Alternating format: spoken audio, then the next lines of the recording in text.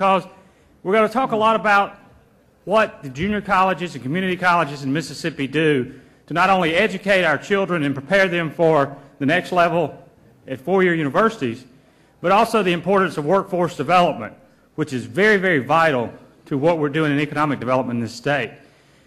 Dr. Eric Clark, who is the Executive Director of the State Board for Community and Junior Colleges, is going to moderate the panel today. He's going to just basically talk to our presidents that are here about it. Dr. Clark, before taking that job, you may remember, was Secretary of State of the state of Mississippi. And an interesting thing is, he is a longtime member of MEC, asking for a gift once he graduated from his parents as a membership to MEC. So that's always been special to us. Dr. Clark, thank you for being here and welcome. Thank you, Scott. Thank you very much. Well, good morning and welcome all, and that is actually a true story. When I graduated from college, my mother asked me what I'd like for a graduation present, and I said a membership in the Mississippi Economic Council. That is a true story. Welcome all. I want to express my deep gratitude on behalf of our community college system to the Mississippi Economic Council for giving us this opportunity this morning to talk about what we do in the community colleges of Mississippi and for what our system means to the state. This August will be 36 years since I started teaching history and government at Jones County Junior College, and so it hasn't been any secret to me, but I think it frankly is a secret to most folks in Mississippi, the enormous positive impact that our community colleges make on our state. I have often said that community colleges are the hidden treasure of our state. And as Scott said, we do academic training and we also do job training. But folks simply don't have any idea how many lives we touch. This school year, we'll have more than 100,000 students who will take classes for credit at our 15 community colleges. About 3/4 of that is academic to go on to get a bachelor's degree at a university, and about 1/4 of it is career tech, job training. We'll have another 100,000 people who will take non-credit workforce training to teach them how to do a specific job skill, to let them get a good paying job. And then we have 400,000 plus Mississippians that dropped out of high school. And those folks are marginalized economically and socially, but they can come to a community college and get a GED, and they can then go on into workforce training or academic training. So it's more than 250,000 people whom we help make their lives better every year in Mississippi. And folks simply don't know that. This morning, we have 5 gentlemen who are presidents of 5 of our community colleges who are going to be on the program. Before we get into that, I want to mention the fact that we've got 3 of our state board members here this morning. Mr. Bubba Hudspeth from Louisville, who is chair of our state board, and I see Chip Crane from Fulton and Duncan McKenzie of Gulfport are all here, and I want to thank them for being here. But on the panel here this morning, and this is kind of in order of seniority, as president, Dr. Willis Lott, who's been president of Mississippi Gulf Coast Community College since 1998, Dr. Phil Sutphin, who's been president of East Central since 2000, Dr. Rick Young, president of East Mississippi since 2004, Dr. Oliver Young, president of Southwest since 2005, and Dr. Jesse Smith, president of Jones since 2006. But those gentlemen combined have 42 years' experience as president of one of our community colleges, but in terms of service in one of our community colleges, these 5 gentlemen have worked and served our state for 140 years combined. They know a lot about this system. 2 of them, I regret to say, are retiring this year. Dr. Lott and Dr. Oliver Young are retiring from our system on June 30th, both with more than 40 years of service in our system. So I want to thank them for participating, and we'll jump right into some questions. I want to pitch the questions to the presidents and ask for their comments. First, a kind of a general start off, and that would be, how do you see the community college's role in Mississippi? I will respond to that, Dr. Clark.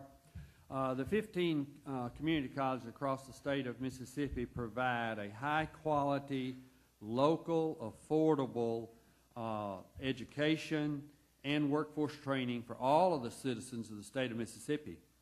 In the academic area, we provide the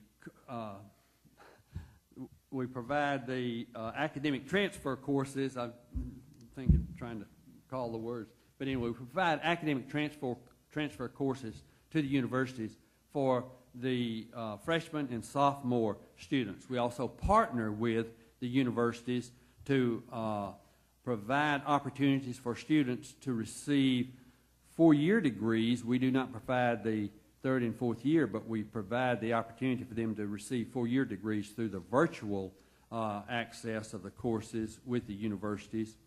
And we also provide workforce training for all of our business and industries. We also, in the workforce training arena, we meet all the needs of our local business and industry, plus we provide regional workforce training for some industries in which the community colleges may specialize in. Thank you, Dr. Young. I want to ask a question about the history of our system. And by the way, our system is more than 100 years old. Our system, our first college was Pearl River, started in 1909, and we have a couple of colleges represented on this table who are celebrating a centennial this year, in fact. I'd like to ask, how have our community colleges evolved from the old agricultural high school and Vo-Tech center days, and how have we developed into full-service colleges and not just either Vo-Tech oriented or not just computer campuses? Well, as Dr. Clark has indicated, I'm going to talk a little bit about the history of community colleges, and he indicated we're 100 years old in the state, which is unusual for community colleges in the nation. Many of them started in the 50s and the 60s, and some later than that. So our system is rather unique in the fact that we are as old as we are. Early on, generally the first 2 years of college was added to the agricultural high schools that existed in Mississippi in the early 20th century. And we stayed as a relationship with agricultural high schools up until probably the middle of the 20th century, when we began to eliminate the agricultural high school aspect of our mission and focus strictly on the transfer curriculum that Dr. Young was talking about. Then in the 50s and the 60s, we began to add vocational courses that later, of course, morphed into career and technical courses, which are the 2-year terminal degree programs that lead to employment in the various businesses and industries that you represent. Then a little bit later, we began to add ABE GED curriculum to our mission of the colleges. If you read the statistics about the state, you know that there's a problem with the number of individuals that do not have a high school diploma. So we added the ABE GED curriculum to work on that problem.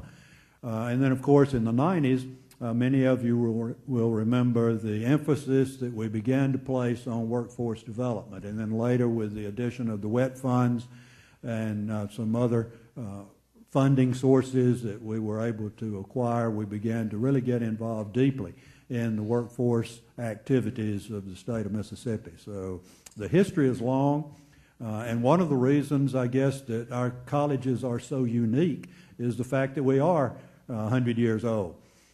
When we first started, we were little colleges, and as a result, we have all of the extracurricular activities, the residence halls, the athletic programs, all of the things that make up a traditional college environment. And it makes us a very unique system and one of the top systems in the nation when you look at the data from several sources at how good we do things in Mississippi that a lot of people in the nation don't know.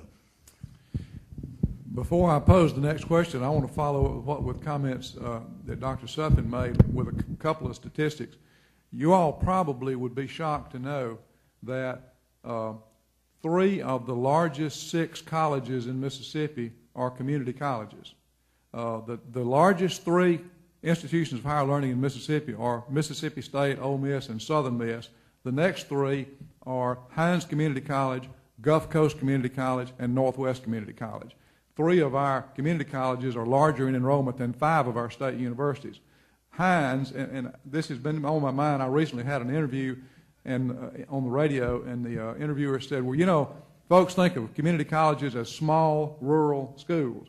And as Dr. Sutphin said, that certainly is the history. But you might be shocked to know that Hines Community College has 13,600 students. I mean, who knew that? Who knew that? Nobody knows that. And then the other point, again, following on what Dr. Sutphin said, we have 2 recent national objective studies, one by National Center for Education Management Systems, which is called NCHIMS, and the other by the Rockefeller Institute of Government in New York, State University of New York, both of which said that Mississippi's community college systems are among the very best in the United States by objective standards. And those 2 studies, which were 2 years apart, ranked 2 states.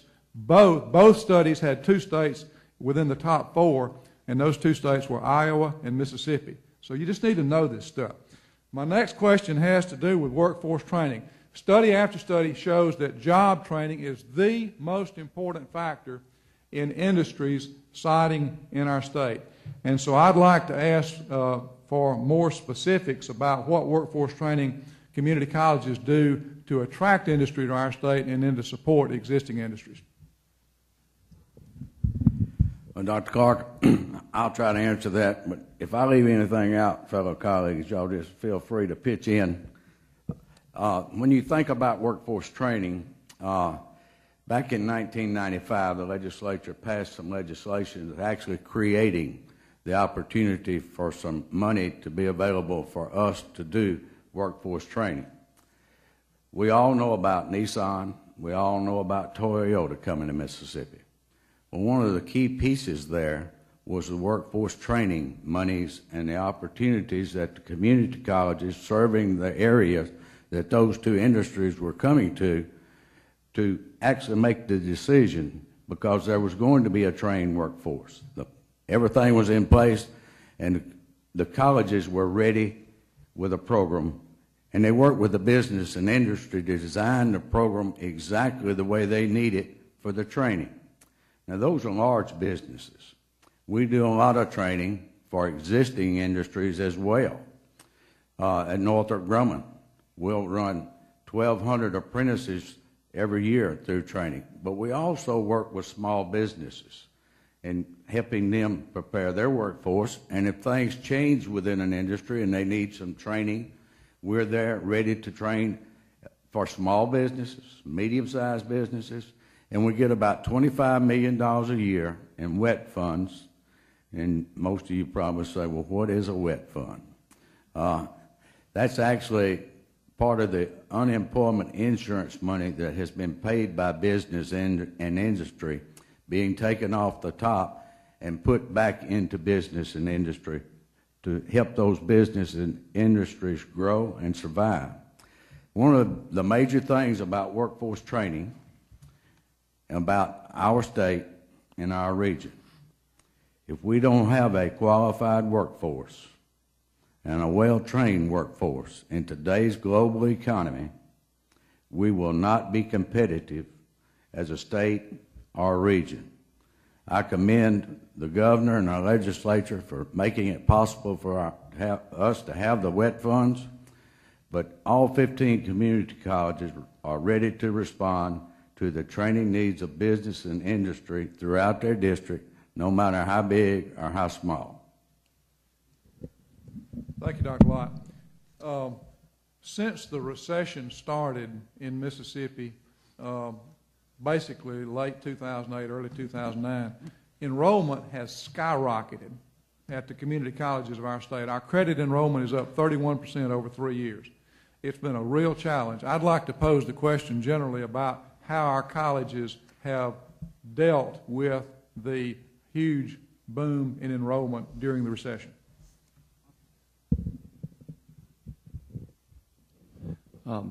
I'll take that question. I'm Jesse Smith down at Jones County Junior College, the only remaining junior college left in the state, and that's just by name only. You know, being from Jones County, we often are called the free state of Jones. It's a free state of mine, and you know, we're rebellious by nature, so we're going to hold on to our name just for the sake of it.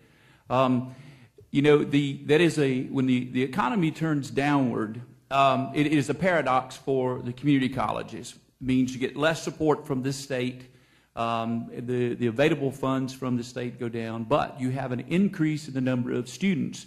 And so you think that you'll have an increase in tuition. You will, but it won't necessarily offset the cost to bring in the number of teachers that you need. Well, it is the community college paradox. Much like farming, you know, you have a great product, you have 50 bushels an acre, but everybody's making 50 bushels an acre, so your prices go down. It is a paradox for us, but we manage it very simply. We use a variable cost method of management. Is that you take your teachers. Most teachers in the community college are teaching 5, 6, and sometimes 7 classes.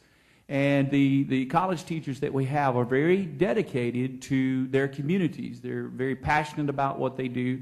And so the first line of defense is you just add classes per instructor to handle the cost. The second thing you do is you leverage your technology. One of the things that we have that is a model for the country is the Mississippi Virtual Community College, which basically is that all our colleges together teach a litany of courses from accounting to zoology and everything in between. We teach as a group. Now, if for some reason at Jones, if I don't have a teacher that can teach a subject there is a demand for, I can bring in this course from Mississippi Gulf Coast or East Central or Southwest or East Mississippi, and I can bring it into my course offerings and be able to offer that and give the credit from Jones Junior College. So we have a very flexible method of supplying the education. Now, I want to offer this thought for you, and I want you to be very happy with your state. You know, there is a demand for education and there is a supply of education. And Mississippi has a very strong supply chain of education, from kindergarten through university and research, postdoctorate. A very strong supply of education. What our problem has been is the demand side for education. The demand side means having the ability to utilize those sources that are there. If you want to get a doctorate in whatever field, or if you just need to learn how to type on a computer, or you just need to learn how to increase your reading skills, the supply chain is there. It is challenging. Mississippi has a very small population, about 2 million people that live here. So Mississippi should be very proud of our ability to supply that educational needs. But there are challenges that are before us, but we were able to handle this recent surge of growth. Now, I don't know if we were to experience that same amount of increased enrollment again. I don't think that we could adjust as well because we're reaching our point of critical mass. So hopefully the economy will turn down and our enrollments will flatten out. In terms of allowing students to go to college, there was a great idea that was proposed a number of years ago, and I'm looking at the man who was involved in it at the beginning of it, and that's Mr. Jack Reed from Tupelo, Jack Reed Sr. from Tupelo, and that is the idea of counties and communities supporting kids graduating high school, going to college through tuition guarantees. And this is an idea that started on the east side of the state and is spreading, and it's absolutely doing wonderful, good things for thousands of students. I'd like to ask somebody, please, to explain how that works and kind of explain the progress of that. Dr. Clark, if I may, I'd like to respond to that. First of all, I'd like to bring you greetings from East Mississippi Community College. And East Mississippi operates as the other 14 colleges in Mississippi, and that is we're about creating opportunities. And as you create opportunities, you strive to knock down barriers to people becoming viable in the workforce and becoming good citizens.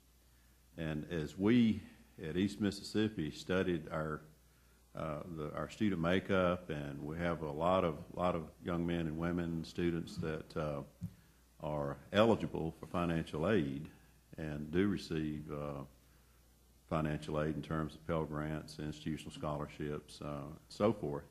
But there's a strata of students that where parents may be just above the financial aid cutoff level. And, you know, families, hardworking families that are the backbone of our state and nation. And, you know, usually there's a number of children in those families, and, you know, how could we help them? How could we give them more opportunity to receive at least 2 years of education? Well, it goes back to Create Foundation, as Dr. Clark alluded to a little bit earlier. The Mike Claiborne and Lewis Whitfield and others that are part of that tremendously successful and beneficial organization made a presentation in the mid-90s, I'd say, down in Meridian. And at that time, the visionary people, Dr. Skaggs, embraced the idea and went forward with a concept called tuition guarantee. And I'll tell you a little bit more about that in a moment. But it was very successful model. And with that being said, we were approached by Lewis Whitfield, who works with Create, about the possibility of expanding tuition guarantee to schools and throughout Mississippi, but in particular northeast Mississippi and the counties served by the Create Foundation. East Mississippi happens to have 2 counties that on the southernmost fringes of the Create Foundation network that we were a part of this. And really the essence of it is to, when you look at Mississippi and you look at our educational level and you compare us to other states and you compare income, which is there's a direct correlation between income and the amount of education, there's a great disparity there, especially in northeast Mississippi. Tuition guarantee, as established, and I'll tell you how it works for East Mississippi. If you finish high school in one of our public schools, private schools, or home school for that matter, as long as it's accredited, to take advantage of tuition guarantee, which gives you 4 semesters of tuition guaranteed that you don't have to pay, to make this happen or to be eligible for this, a student has to take the ACT. Score is not important. Have to apply for admission to our college and also for all financial aid. Now, if there's a gap, once that has occurred, that's where tuition guarantee comes in. It will of course fill that gap if there's an amount that's owed, or it will pay all of it. And now the next thing is what, as a student, how do you get in and how do you stay in? Number one, after having met or gone through the admissions criteria, you must sign up and be a full-time student, and that's 12 semester hours or more. And you must stay enrolled for the duration of the program that you're in, which, again, is up to 4 semesters. Now, you also must maintain a C average. If you ever exit the program, then you lose that privilege. But tuition guarantee, as we embraced it, we're one of the first community colleges following Meridian to include all of our counties as a part of the tuition guarantee opportunity for our students. And this is funded, which is another interesting thing. This is funded through private donations. This is above and beyond the local our state funding vehicle, public funding, but through private donations and through, for example, in Octavia County, we have a group called SOAR. They do fundraisers which raise money for this purpose, and we have some very, very kind industries that have made donations, because we all know that our future, our success, depends on the educational level of our people in our communities. And the wonderful thing about the community college system is that about 98% of our students are local students from our communities. Now, they may go off and get a baccalaureate degree or a doctorate or whatever, but a lot of these folks come back and go to work in our communities. So it is an investment not only in the workforce that we must maintain for people like PACCAR, and I see Lex and Lance out there, part of our corporate partners in the Golden Triangle campus with the PACCAR industry there. We have to make sure that we have a continuous stream of educated people coming into our workforce that can come out and compete globally with the other industries or other countries. So tuition guarantee gives us another opportunity, another resource that we can make available to the students that we serve.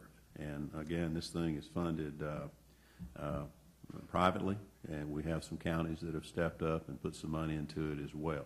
But for us, it's making a great difference, because if you finish school in the MCC district, as well as Itawamba, as well as Northeast, and Northwest is coming online as well, and obviously it's already been in place at Meridian Community College, you can go to school tuition free for up to 4 semesters, which is any degree we have. Now, we've gone a step farther at East Mississippi. If you complete your GED with us, then we will also scholarship you up to 4 semesters. And we feel that strongly about our role in serving our community and providing the employers with people that can come in and make a difference on your bottom line. And for us, it's a great thing. I'd like to see this thing, I'd like to see it go statewide, because it's that, I think it's that important. And I think when we look at Mississippi and where we stand, education is truly, truly the solution to so many of our problems. Thank you.